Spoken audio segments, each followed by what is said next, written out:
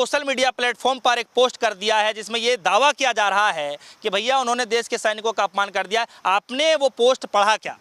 देखिए श्रीमान जी, इस देश का सबसे बड़ा दुर्भाग्य है। पहली तो बात मैं ये बता दूं, अगर हिंदुस्तान के अंदर कोई प्रोफेसर है और वो प्रोफेसर भी किसी साधारण यूनिवर्सिटी के अंदर नहीं, अशोका यूनिवर्सिटी के अंदर, हरियाणा के अंदर अशोका यूनिवर्सिटी है, वहाँ पे वो प्रोफेसर है। और मैं उन प्रोफेसर की थोड़ी सी अभी बैकग्राउंड जानने की कोशिश कर रहा था। जब मैंने उनकी बैकग्राउंड जानने की कोशिश करी तो मुझे पता चला कि प्रोफेसर साहब लखनऊ से बिलोंग करते हैं। लखनऊ में प्रारंभिक शिक्षा लेने के बाद उन्होंने पीएचडी, लंदन से पीएचडी की है राजनीतिक शास्त्र में, और फिर यहाँ पे अशोका यूनिवर्सिटी के अंदर प्रोफेसर है। अब क्या पोस्ट है, क्या वो पोस्ट विवादित है या नहीं है, ये तो एक दूसरा विषय है।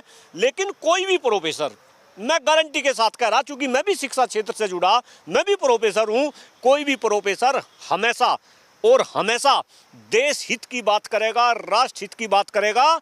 लेकिन अगर इस देश में, भी आपने बताया, अगर इस देश में भारतीय जनता पार्टी का मंत्री मध्य प्रदेश के अंदर खुले तौर पे अगर जो सैनिक अधिकारी है, अगर उनका वो अपमान करता है और मामला कोर्ट में जाता है और कोर्ट में भी उस मंत्री की गिरफ्तारी की बात कही जाती है, लेकिन वो तो अब तक गिरफ्तार हुए नहीं। और अगर प्रोफेसर साहब ने अपने सोशल मीडिया पे कुछ लिख दिया तो वहाँ पे प्रोफेसर साहब की जो है गिरफ्तारी होगी।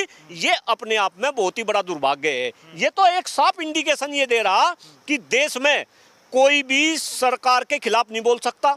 देखिए आज माहौल क्या बन रहा कि अगर कोई सरकार के खिलाफ बोलेगा तो वो कहीं ना कहीं इस तरीके से प्रेजेंट किया जा कि भाई ये तो जो है देश के खिलाफ बोल रहा है, इस पर देशद्रोह का मुकदमा करो और इसकी गिरफ्तारी करो। मेरे ख्याल से इससे बड़ा कोई दुर्भाग्य नहीं हो सकता। रही बात, आपने पूछा कि भाई प्रोफेसर साहब ने ऐसी क्या पोस्ट कर दी, मैंने भी उस पोस्ट को पढ़ा और हिंदुस्तान के 143 करोड़ लोगों से मैं निवेदन करता हूं, चूंकि आजकल सोशल मीडिया का जमाना है, आप उस पोस्ट को पढ़ें, आपको पता चल जाएगा कि प्रोफेसर साहब ने क्या गलत लिखा, क्या सही लिखा। इनफैक्ट जब पोस्ट को लिखा, पोस्ट को लिखने के बाद प्रोफेसर साहब ने तिरंगा लगाया और तिरंगे के पास में उन्होंने जय हिंद लिखा। तो अगर कोई इंसान, पढ़ा लिखा इंसान जो प्रोफेसर है, मैं फिर कह रहा कि प्रोफेसर भी अशोका यूनिवर्सिटी के अंदर प्रोफेसर है राजनीतिक शास्त्र का, वो इतना बेवकूफ नहीं हो सकता कि वो कोई ऐसी विवादित पोस्ट फेसबुक के ऊपर या किसी सोशल मीडिया के ऊपर लिखेगा।